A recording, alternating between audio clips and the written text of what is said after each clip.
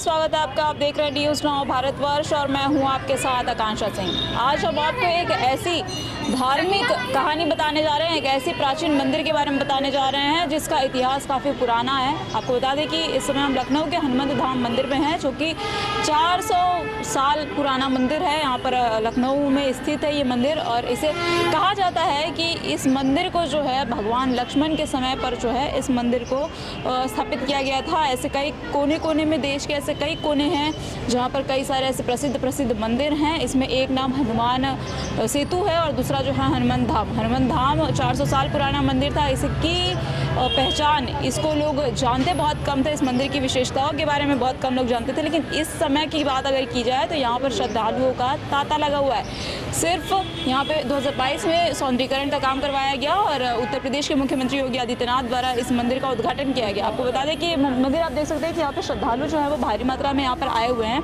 दर्शन करने के लिए।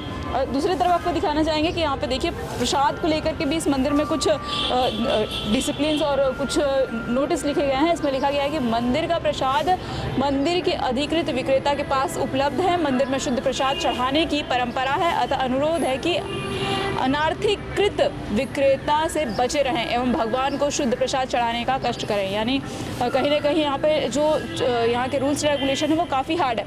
इसको लेकर के देखिए, हम पहले आपको अंदर मंदिर दिखाएंगे। इसके साथ ही साथ यहाँ के जो महाराज हैं उनसे बात करने की कोशिश करेंगे, यहाँ से उनसे जानने की कोशिश करेंगे कि आखिर इस मंदिर की क्या कुछ विशेषताएं हैं, इस मंदिर में बाकी के मंदिरों के हिसाब से क्या कुछ खास है। देखिए, अगर आप एंटर करते हैं तो सबसे पहले आपको यहाँ पर गणपति बप्पा की मूर्ति यानी गणेश जी की मूर्ति देखने को मिल रही है, जो ये मूर्ति है। और यहाँ पर देखिए किसी ने अपनी शादी का कार्ड जो है वो भी चढ़ाया हुआ है। देखिए, वहीं दूसरी तरफ अगर आपको लेकर के चले मंदिर के अंदर, तो देखिए आपको मंदिर के अंदर एंटर करवा रहे हैं और अंदर एंटर करते हुए आपको मैं दिखाना चाहूँगी कि यहाँ का ये जो दरवाज़ा है इस परिसर का, देखिए कितना सुंदर ये दरवाज़ा बनाया गया है। और इसमें आपको देखिए एक डिटेल भी दिखाना चाहूँगी, इस मंदिर का निर्माण कब हुआ, किसने करवाया और कैसे किया, ये कुछ डिटेल्स यहाँ पे लिखी हुई है। देखिए, श्री हनुमंत धाम मंदिर परिसर का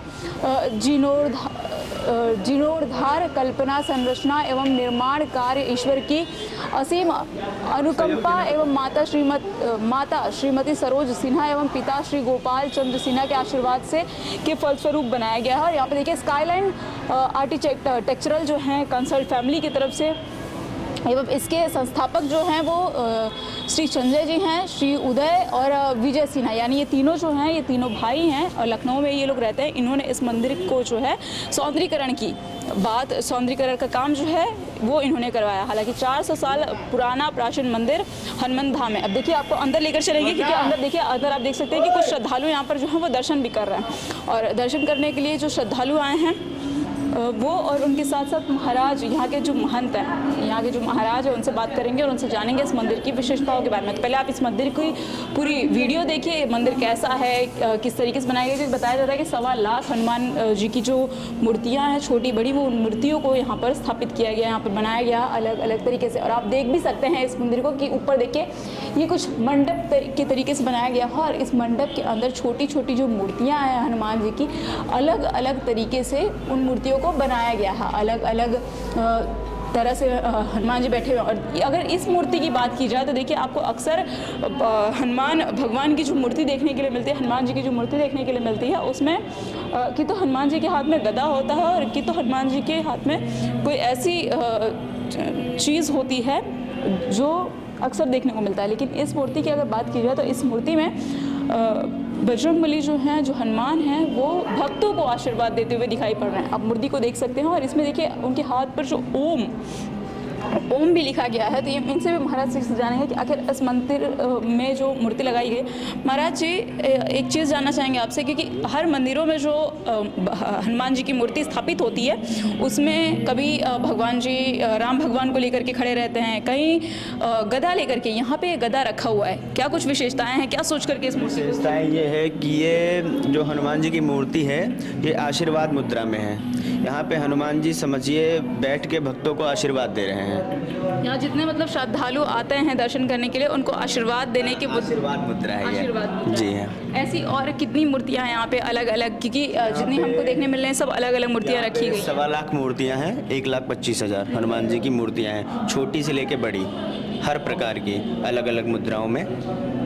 देखिए, तो जैसा कि हमने आपको बताया कि यहाँ पर 1.25 लाख मूर्तियाँ जो हैं हनुमान जी की यहाँ पर लगाई गई हैं, बनाई गई हैं। छोटी बड़ी सब मूर्तियों को पकड़ के 1.25 लाख मूर्तियाँ यहाँ पर हैं और अलग अलग मुद्रा में हनुमान जी जो हैं, बजरंगबली जो हैं, वो यहाँ पर बैठे हुए हैं। और आप देखिए यहाँ पे कुछ डिज़ाइन भी बनाए गए हैं। इसमें आप देख सकते हैं कि एक तरफ से यहाँ पे अलग अलग जिस तरीके से मूर्तियाँ बनाई गई हैं, ये आप सब देख सकते हैं। और इसके साथ ही देखिए, हम आपको यहाँ पे भी दिखाना चाहेंगे कि यहाँ पर भी देखिए, यहाँ पे भी हनुमान जी की एक अलग मूर्ति, एक अलग मुद्रा में बैठे हुए एक अलग छवि देखने को मिल रही है। तो ऐसी तमाम मूर्तियाँ यहाँ पर स्थापित हैं। इस मंदिर की तमाम ऐसी कहानियाँ हैं जो यहाँ के महंत से हम जानेंगे। तो चलिए यहाँ के महंत के पास चलते हैं और जानते हैं कि यहाँ के महंत यानी यहाँ के जो महाराज हैं मंदिर के, जो यहाँ की देखरेख करते हैं, वो इन मंदिर के बारे में क्या कुछ बताते हैं। चलिए चलते हैं महाराज जी से, जानते हैं क्या कुछ विशेषताएँ हैं इस मंदिर की। महाराज जी, पहले तो आपको बहुत बहुत स्वागत है। जानना चाहेंगे, हनुमंत धाम जिस तरीके से 400 वर्ष पुराना एक प्राचीन मंदिर है, कहते हैं कि लक्ष्मण भगवान के द्वारा इसको स्थापित किया गया था यहाँ पर। देखिए, लक्ष्मण जी के द्वारा नहीं स्थापित किया गया है। ये महात्माओं का एक स्थान था। नदी के किनारे महात्मा ऋषि सभी लोग रहते हैं, तो इसी प्रकार से महात्माओं ने अपना एक स्थान हनुमान जी का बनाया। और हम चौथी पीढ़ी में हैं और तीसरी पीढ़ी में हमारे गुरु जी हैं, 2 पीढ़ी और पीछे हैं। इससे अनुमानतः हम 400 बरस लगाते हैं। तो ये मंदिर जो है जीर्ण शीर्ण हो गया था, एकदम गिरने की स्थिति पर आ गया था। तो 2011 में हमने इसी हनुमान जी से प्रार्थना किया कि महाराज मंदिर गिर चुका है, अब इसका सुंदरीकरण या जीर्णोद्धार होना चाहिए, अब इससे बड़ा कष्ट हो रहा है। तो हनुमान जी ने 2011 में आंखें खोली और 2011 में जो है इसका सुंदरीकरण का कार्य प्रारंभ होता है।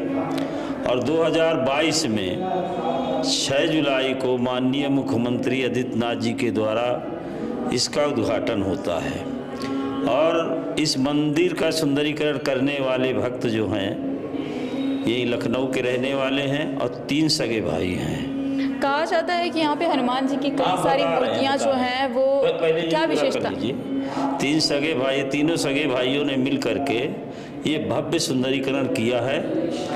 और यहाँ ये प्राचीन मंदिर है और यहाँ 1.25 लाख हनुमान जी की छोटी बड़ी मूर्तियाँ हैं। इसी प्रकार से आप ऊपर तल पर जाएंगे तो वहाँ भी हनुमान जी जो है, सिद्ध हनुमान जी विराजमान हैं। और सब जगह हनुमान जी गदा लिए खड़े रहते, लेकिन वहाँ हनुमान जी ने गदा रख दिया है और सिद्ध सबको जो है आशीर्वाद की मुद्रा में आशीर्वाद देते हैं। बराबर भक्त लोग आते रहते हैं। वहाँ राम दरबार की भी स्थापना की गई, शिव दरबार है, गणेश जी गणपति जी का भी दरबार है और नवग्रह की भी स्थापना की गई है। इसके बाद में यहाँ शिवलिंग की स्थापना की गई है, जिसमें शिवलिंग में प्राकृतिक ओम बना हुआ है, दुर्लभ शिवलिंग है। इस प्रकार से माता दुर्गा जी का स्थान है। फिर इसके बाद में आप जीना से नीचे गोमती की तरफ जाएंगे तो वहाँ भगवान विष्णु लक्ष्मी का भी मंदिर विराजमान है। इसके बाद में सरस्वती माता का मंदिर विराजमान है। इसके बाद में 50-60 सीढ़ियाँ चढ़ के जब आप जाएंगे तो राधा कृष्ण का मंदिर विराजमान है। और यहाँ 2 लाख वृक्ष हरे भरे और फूल के वृक्ष लगाए गए हैं। 6-7 बीघे में घास की लाल लगाई गई है और भक्तों को बैठने के लिए जगह जगह सीटें बनाई गई है कि यहाँ जो दर्शनार्थी लोग आते हैं तो सब लोग आराम से बैठें, अपनी साधना पूरी करें। इसी प्रकार से मंदिर में पवित्रता का विशेष ध्यान रखा गया। यहाँ खाने पीने की वस्तुएं कोई नहीं लाता है, पानी की बोतल तक मनाही है। सिर्फ यहाँ साधना के रूप में लोग आते हैं और मंदिर में किसी चढ़ावे के लिए कोई पुजारी या कोई भी व्यक्ति या नहीं कहेगा कि आपको यहाँ चढ़ाना है वहाँ चढ़ाना है। आप स्वेच्छा से दान पात्र लगे हुए हैं, स्वेच्छा से आप जो भी करना चाहते हैं करिए। यानी कई मंदिरों में पुजारी बैठे हुए रहते हैं और वो ज़बरदस्ती करते हैं कि नहीं हमें इतने की मांग होती है। तो ये जो मांग है यहाँ के पुजारी क्या करते हैं, यहाँ पे ये एक विशेषता, ये बहुत खास है श्रद्धालु की। हाँ, यहाँ श्रद्धालु अपने आप जो करना चाहते करते हैं। कोई भी पुजारी, कोई भी यहाँ का अधिकारी ये नहीं कहेगा कि आपको यहाँ पर पैसा चढ़ाना है या इस फंड के लिए यहाँ पैसा चाहिए, कोई भी कहीं पर आपको नहीं मिलेगा। ये विशेष रूप से ध्यान रखा गया है।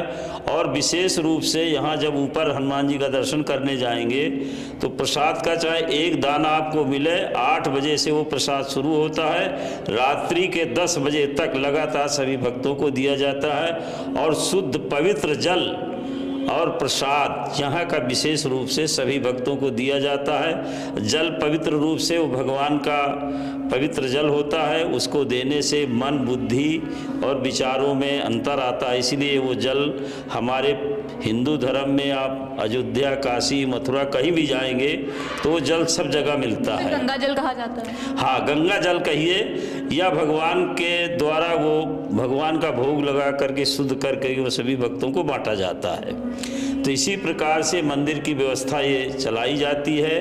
और यहाँ सब जगह ऊपर आप जाएंगे, ऊपर बैठने की जगह बनाई गई मंदिरों में।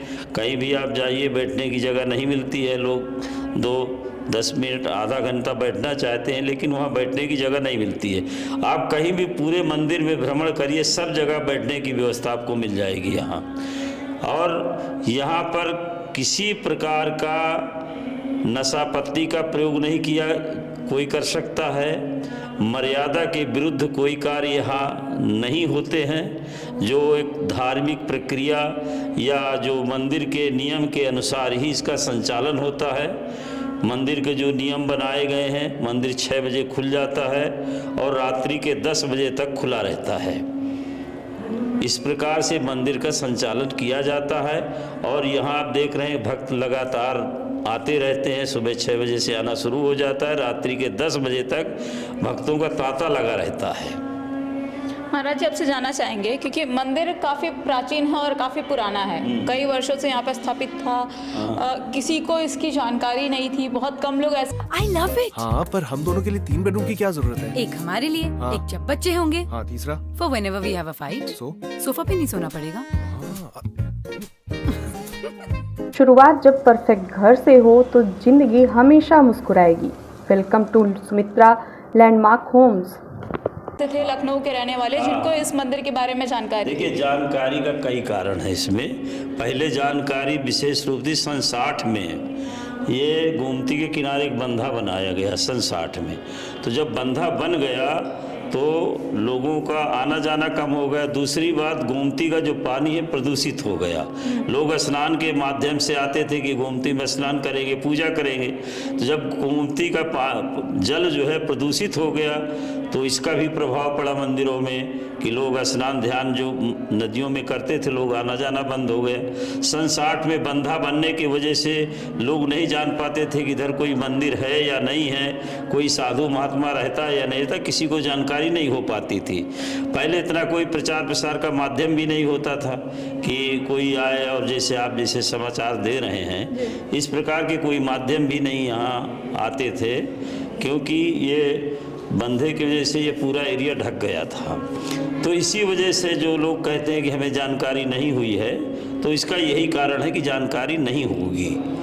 अब जो है धीरे धीरे जब दूसरा सुंदरीकरण हुआ है, भव्य सुंदरीकरण हुआ है इसका, तो लोग धीरे धीरे पसंद कर रहे हैं, आ रहे हैं, दर्शन कर रहे हैं। सारे भक्तों के काम भी सिद्ध हो रहे हैं। जो लोग याचना करते हैं, जिसकी जो इच्छाएं होती हैं, भगवान उसकी, हनुमान जी इच्छा पूरी करते हैं। और यहाँ लगातार लोग आते रहते, सबकी इच्छाएं हनुमान जी पूरी कर रहे हैं। जैसे कि आप बताए अभी कि सबकी इच्छाएं भगवान हनुमान जो हैं वो पूरा करते हैं। कई मंदिरों में ऐसी होती हैं, कई सारी मान्यताएं होती हैं, कहीं धागा बांधा जाता है, कहीं घंटी बांधा जाता है। अलग अलग मंदिरों में अलग अलग विशेषताएं होती हैं। क्या यहाँ पे भी इस मंदिर में कोई ऐसी विशेषता है कि जिसको बांधने से या फिर जिसको करने से? देखिए, यहाँ की विशेषता ये है कि एक हनुमान चालीसा का पाठ सुना दो हनुमान जी को, साल भर आराम से रहिए।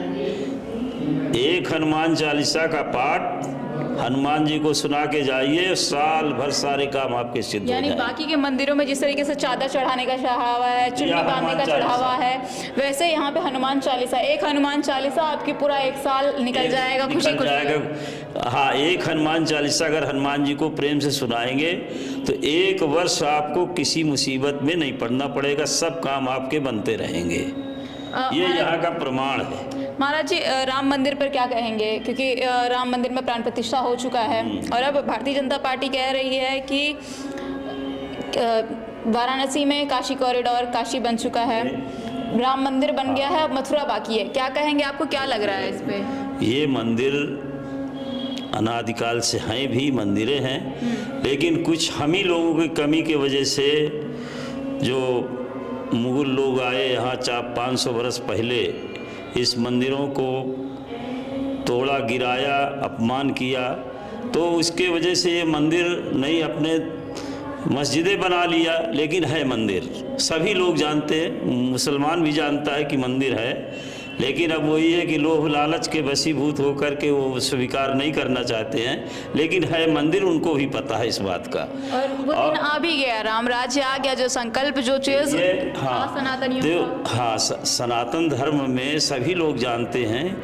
अच्छा, इन मंदिरों को तोड़ने का एक कारण यही था कि जो बादशाह थे उनके, अकबर बादशाह जो था, उनका जो वो वजीर था, का नाम नहीं समय आ रहा है, तो उसको लोगों ने सिखाया कि हिंदुओं के 3-4 मंदिर अगर तोड़ दिए जाएं तो हिंदू धर्म नष्ट हो सकता है। अच्छा, कुछ लोग कहते हैं कि अयोध्या कभी अकबर आया ही नहीं, बाबर कभी आया ही नहीं, अकबर कभी आया नहीं, तो क्या इसमें क्या सत्यता है? बाबर नहीं आया है, उसका वजीर आया था। वजीर जो है अयोध्या में गया, यहाँ काशी में सब भ्रमण किया, तो यहाँ जो उनके जो उपासक लोग थे उन्होंने समझाया कि ये 3 हिंदुओं के मंदिर में साक्षात ईश्वर का वास रहता है, ये हिंदुओं की बहुत बड़ी शक्तियाँ हैं इसमें, अगर ये शक्ति को नष्ट कर दिया जाए तो हिंदू धर्म अपने आप नष्ट हो जाएगा। तो इसी कारण से उनके वजीर और उनके सलाहकार लोगों ने सलाह दिया, उसी सलाह के अनुसार ये कार्य 3-4 मंदिर जो गिराए गए, विशेष रूप से जो सिद्ध मंदिर है जहाँ भगवान का साक्षात निवास है, काशी, मथुरा और ये अयोध्या, तो ये इस तरह की सलाह से लोगों ने गिरा दिया। लेकिन समय देखो, समय का एक कहा समय परिवर्तनशील है, तो इस समय परिवर्तन में आ गया है और भावनाएं भी बन रही हैं, ईश्वर भी चाह रहा है, भक्त भी चाह रहे हैं, तो इस तरह से ये चीज़ कोई दुर्लभ नहीं है कि नहीं हो सकता है, हो जाएगा। 3 मंदिर बनेंगे, 3 मंदिर बन जाएंगे और अच्छा रहेगा हिंदू धर्म के लिए, मुसलमान धर्म के लिए भी अच्छा है, अगर उनकी समझ में आ जाए तो उनके लिए भी अच्छा, क्योंकि धर्म का बंटवारा, सभी चीज़ का बंटवारा होता है, लेकिन धर्म का कोई बंटवारा नहीं है। ईश्वर एक है, उसी को मुसलमान अल्लाह कहते हैं, हम ईश्वर कहते हैं, ईश्वर अल्लाह तेरा नाम। गांधी जी ने भी इसको गाया है, रघुपति राघव राजा राम, पतित पावन हाँ, ईश्वर अल्लाह तेरा नाम। तो ईश्वर अल्लाह का एक ही चीज़ है, लेकिन अब यहाँ जो नियम है तो अपने अपने सांप्रदायिक भावनाओं को लेकर के, अपने अपने धर्म की विशेषता को न जानने के लिए, अपने धर्म की विशेषता नहीं जानते, इसीलिए धर्म में विवाद खड़े करते हैं। महाराज जी, राम तो सबके हैं, क्या हिंदू क्या मुस्लिम, राम तो सबके हैं, राम तो खुद भी उस समय भी यही देखिए, कहना तो अलग बात होता है कि राम सबके हैं, कुछ लोग, सभी धर्म के लोग राम को मानते हैं, लेकिन कुछ ऐसे लोग भी हैं जो नहीं मानते हैं। तो जो नहीं मानते हैं उनको कानून है, संविधान बना हुआ है, संविधान के द्वारा जो नियम हैं उसके द्वारा वो मान जाएंगे, क्योंकि सभी लोग, कुछ लोग हर देश में ऐसे होते हैं जो अच्छी चीज़ों का उल्लंघन करते हैं, तो समय के अनुसार परिवर्तन हो जाएगा, उसमें कोई दिक्कत नहीं आएगी। अच्छा महाराज जी, ये चीज़ भी जानना चाहेंगे, क्योंकि जो 4 शंकराचार्य हैं उन्होंने इसका विरोध किया, उन्होंने कहा कि आधे मंदिर में प्राण प्रतिष्ठा करना गलत है, या फिर प्रधानमंत्री नरेंद्र मोदी ने प्राण प्रतिष्ठा किया, इस पर उन्होंने सवाल खड़े किए कि अगर आप विवाहित हैं, आपकी अगर पत्नी नहीं रहती हैं आपके साथ, आपकी अगर गांठ नहीं बंधी रहती है, तो ये प्राण प्रतिष्ठा जो है वो गलत है, क्या कहेंगे? ऐसा कोई लेख नहीं है, शास्त्रों में इस प्रकार का कोई लेख नहीं है कि मंदिर पूरा बना हुआ है, नहीं, ऐसा कोई लेख नहीं है। और जो आदि गुरु शंकराचार्य जी अपने को कहते हैं, वो हिंदू धर्म के खुदे विरुद्ध में रहते हैं। वो धर्म का काम नहीं करते हैं, अपने स्थानों में बैठे रहते हैं आराम से, ना समाज को देश को उनकी कोई जिम्मेदारी नहीं है। वो कोई जिम्मेदारी शंकराचार्य की नहीं रहती है। मंदिर मठों का काम देखना, धर्म का काम देखना। कहीं पर आप उनकी कोई व्याख्या बताइए, कहीं कोई व्याख्या किया हो, कोई धर्म के प्रति कहीं व्याख्या दिया हो, देश के प्रति कोई उनका व्याख्या हुई हो, तो इस प्रकार से उनको कोई विरोध नहीं करना चाहिए। क्योंकि जगत गुरु का नाम आदि शंकराचार्य ने 4 मठों की स्थापना किया था कि धर्म का प्रचार प्रसार होगा यहाँ से, और वो धर्म का ही विरोध करने लगे तो आज शंकराचार्य किस बात के रहेंगे। उनको तो एक नोटिस दे करके ऐसे पदों से हटा देना चाहिए। हमारा मानना है कि ऐसे शंकराचार्यों को, साधु समाज को एक बैठक करके और उनको जो है समाज से, अपने हिंदू धर्म के शंकराचार्य के पद से हटा देना चाहिए। क्योंकि ऐसे वाक्य शंकराचार्य के द्वारा बोलना या कहना धर्म के विरुद्ध है, अनुचित है, और ये सब बर्दाश्त करने के योग्य नहीं है। अच्छा महाराज जी, 24 का चुनाव आ रहा है, संत समाज के लोग, क्योंकि आप भी संत समाज के लोग हैं, संतों का ये कहना भी था कि अगर राम मंदिर बन जाता है, राम राज्य, भारतीय जनता पार्टी का एक लाल कृष्ण आडवाणी के समय का संकल्प था, वो संकल्प पूरा हुआ है। लाल कृष्ण आडवाणी को अब भारत रत्न भी मिलने वाला है।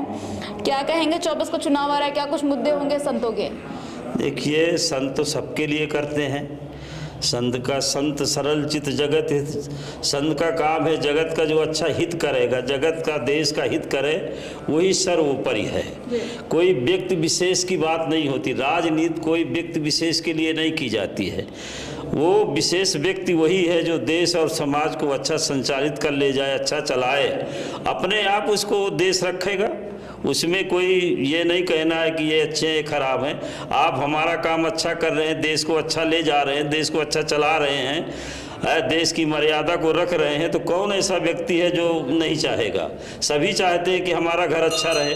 तो भारतवंशियों का घर है, देश नहीं। इसको घर कहा जाएगा। अगर हमारा घर सुरक्षित है तो हम देश हमारा सुरक्षित है। इसलिए जो व्यक्ति अच्छा काम करे, अगर मोदी अच्छा काम कर रहे हैं, सबकी समझ में आ रहा है कि अच्छे व्यक्ति हैं, अच्छा काम कर रहे हैं, देश को अच्छी उन्नति की तरफ ले जा रहे हैं, देश का भविष्य अच्छा बना रहे हैं, तो आपको वोट देने में क्या तकलीफ है? कहीं तो आप वोट देंगे।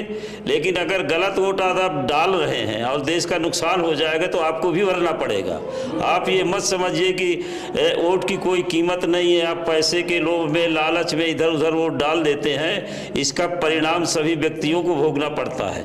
क्योंकि कोई भी गलत कार्य आप करेंगे, चाहे समाज में, देश में, किसी प्रकार का भी समाज में, देश में अगर आपके द्वारा कोई ऐसा कार्य होता है, उसको आपको भोगना ही पड़ेगा।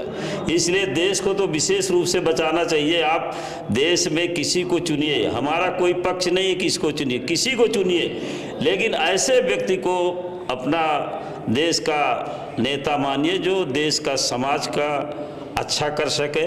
मोदी अच्छा कर रहे हैं तो मोदी को चुनिए।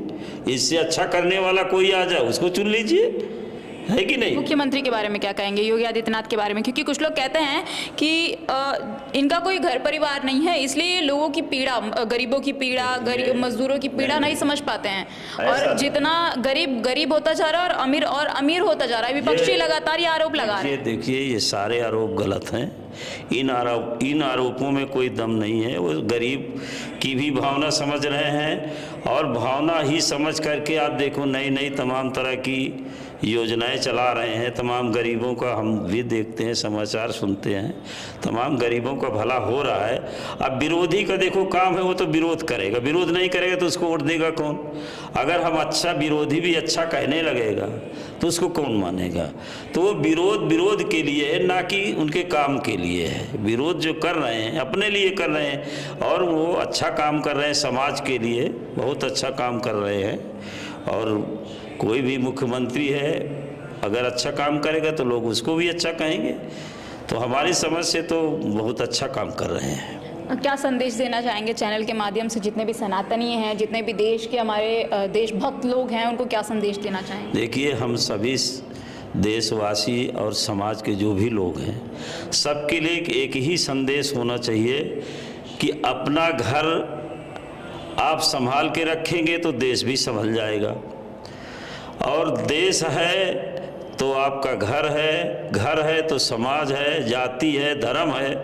तो देश को सर ऊपर हर नागरिक को देश को सर ऊपर समझ करके न्यायपूर्वक कार्य करना चाहिए।